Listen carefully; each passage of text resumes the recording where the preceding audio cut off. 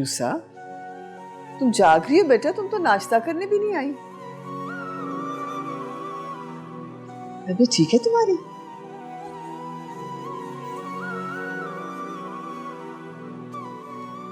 अरुसा, ये क्या हाल बना रखा है तुमने अपना? यूं लगता है कि बालों में तुमने कई दिन से ब्रश ही नहीं किया। अच्छा चलो कोई बात नहीं, तुम उठ के कुछ खा पी लो, उसके बाद मैं आज खुद तुम्हारे बहुत अच्छे से बाल बनाऊंगी। उठ भी जाओ ना। माहिन कितनी दफा तुम्हारा पूछ चुकी है। पिया, मैं घर कब जा सकूंगी? ये तुम्हें घर का ख्याल अचानक कैसे आ गया? मुझे अम्मा अब्बा बहुत याद आते हैं, बहुत याद आते हैं। मेरे को बुरे बुरे ख्वाब आते हैं, जैसे वो रो रो के मुझे आवाजें लगा रहे हो, बानो बानो। बेटी दीप, तुझे निक्की सी भी तकलीफ होती है ना तो मेरा दिल बैठा जाता है। तू अपना ख्याल क्यों नहीं रखती? सारा दिन एक टांग पर घूमती रहती है, हैं?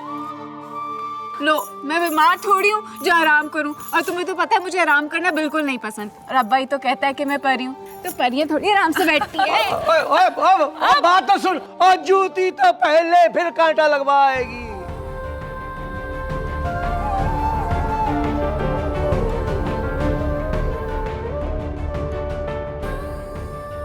उनको वो कहीं दिखाई नहीं देते। मैं पूरे घर में भाग के उन्हें ढूंढती हूँ, लेकिन वो कहीं दिखाई नहीं देते। बस आवाजें आती हैं उनकी, पता नहीं कहाँ गुम हो गए हैं वो।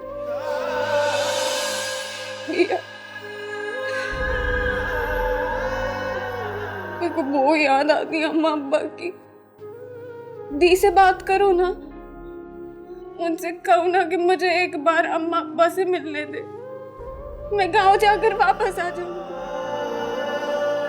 ठीक है रुसा, मैं माहिन से बात करूंगी, तुम बिल्कुल परेशान मत, ठीक है? वादा करो। हाँ हाँ कह दिया ना, करूंगी बात, करूंगी। अच्छा भाई, अब तुम उठ के आओ, आके नाश्ता करो ना। तुम्हारे लिए गरम गरम दूध का ग्लास लेके पहुंच रही हूँ, पहुंच जाओ, ठीक है? चलो आ जाओ।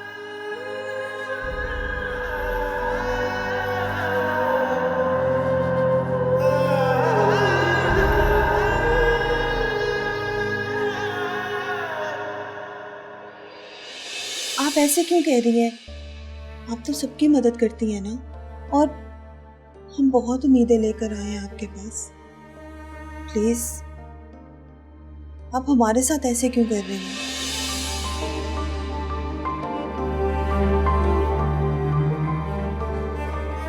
मुझे तो ये समझ नहीं आ रहा आप चाह क्या रही हैं।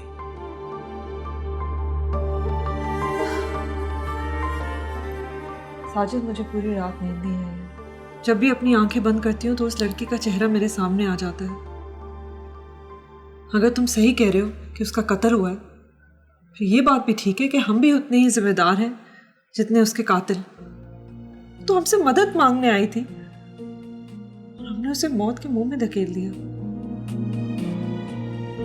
अब उसे इंसाफ भी हमें ही दिलाना पड़ेगा। मेरा नहीं ख्याल हमें इस इशू में इन्वॉल्व होना चाहिए। हमारे पास ऑलरेडी बहुत कुछ है करने के लिए। एनजीओ के मामलात आपके सामने, ऐसे हालात में नई लड़ाई मोल लेना दुरुस्त नहीं होगा। मैं किसी भी मसलियत के तहत इस बात को इग्नोर नहीं कर सकती। शायद दूसरों के लिए ये मामूली बात होगी, लेकिन मेरे लिए नहीं है। तुम बस वही करो जो मैं कह रही हूँ। जी, ये तो मैं जानता हूँ, जो आप कहेंगी मुझे तो वही करना है। फिर इतने सवाल करके अपना मेरा टाइम क्यों ज़ाया कर रहे हो? मखदूमाबाद में जो रिपोर्टर है उससे ज़रा बात करो, शायद वो हमें कुछ बता सके।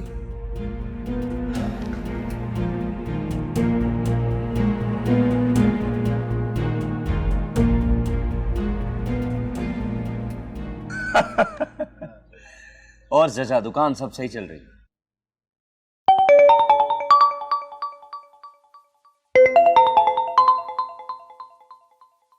जी साजिद साहब। स्पीकर पे डाल दो। हाँ हेलो जी, मैं माहीन इब्राहिम बात कर रही हूँ। अरे मैडम, आप, मुझे तो यकीन नहीं आ रहा।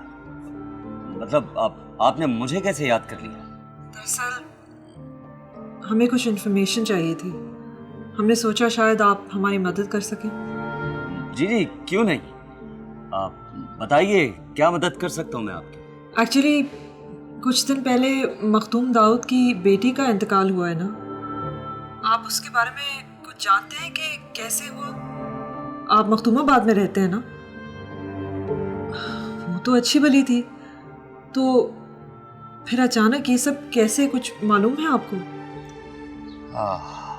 मैडम, मैं कुछ ज्यादा तो नहीं जानता, बस इतना ही सुना है कि वो कुछ दिनों से बीमार थी। आप उसके जनाजे पे गए थे? जी नहीं मैडम, मैंने क्या शामिल होना था, उन्होंने तो किसी को इत्तला भी नहीं दी, बस रातों रात दफना दिया। और वैसे भी पूरे मखदूमाबाद में किसी को तो कानो कान भी खबर नहीं। अच्छा, पीर दाऊद की हवेली में जो मुलाजिम काम करते हैं उनको तो आप जानते ही होंगे। क्या आपने पूछा नहीं उनसे कि क्या बीमारी थी, कहाँ से इलाज करवाया, और फिर इतनी खामोशी से और इतनी जल्दी उसका जनाजा क्यों पढ़ाया? मखदूम दाऊद का तो हल्का ही बहुत बड़ा है, अगर वो थोड़ा सा इंतज़ार कर लेता तो उसकी बेटी का जनाजा तो बहुत बड़ा हो सकता था। जनाब, आप शहर के लोग हैं, आप नहीं जानते कि गांव का माहौल कैसा है। जनाब, यहाँ पीरों वडेरों के मुलाजिम नहीं होते, गुलाम होते हैं, और वो उनकी मर्जी के बगैर हमारे सवालों के जवाब क्या सांस तक नहीं लेते। सच तो यह है मैडम कि वो कोई बीमार नहीं थी। जिस दिन उसकी मौत हुई उससे एक दिन पहले मिस्टर फरवाना के बेटे के साथ उसका रिश्ता तय हुआ था, और अगले हफ्ते उसकी रुखसती थी। इस बात का मेरे पास कोई सबूत तो नहीं, मगर मुझे पूरा यकीन है कि उसे कत्ल किया गया, मारा गया है उसे। ये बात आप इतने यकीन से कैसे कह सकते हैं?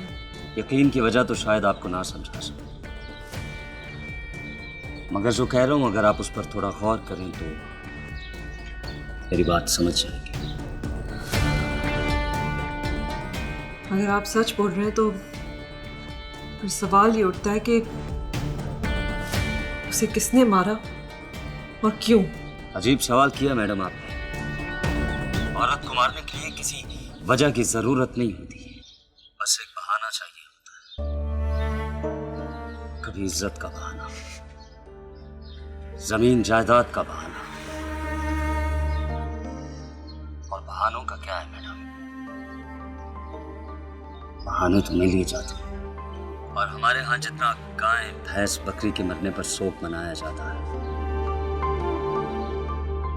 औरत के मरने पर नहीं मनाया जाता।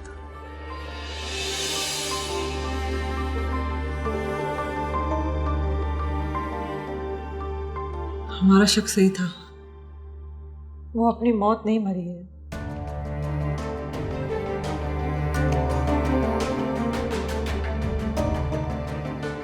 इतनी बड़ी बात हो गई है, मगर बेनजीर ने मुझे फोन करके कुछ नहीं बताया। पहले ऐसा कभी नहीं हुआ। इस बात का ख्याल मुझे पहले क्यों नहीं आया? आखिर क्यों फोन नहीं किया उसने मुझे? बात तो जरूर है।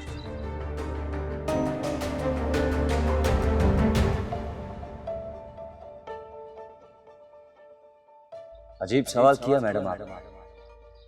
औरत को मारने के लिए किसी वजह की जरूरत नहीं होती, बस एक बहाना चाहिए होता है। इज्जत का बहाना, जमीन जायदाद का बहाना। बहानों का क्या है? बहाना तो कभी भी बन जाता है।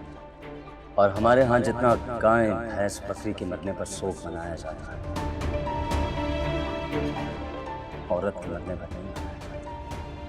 सच तो यह है मैडम कि वो कोई बीमार था। जिस दिन उसकी मौत हुई उससे एक दिन पहले मिस्टर भरवाना के बेटे के साथ उसका रिश्ता था और अगले हफ्ते उसकी रुखसत थी। इस बात का मेरे पास कोई सबूत तो नहीं, मगर मुझे पूरा यकीन है कि उसे कत्ल किया गया है।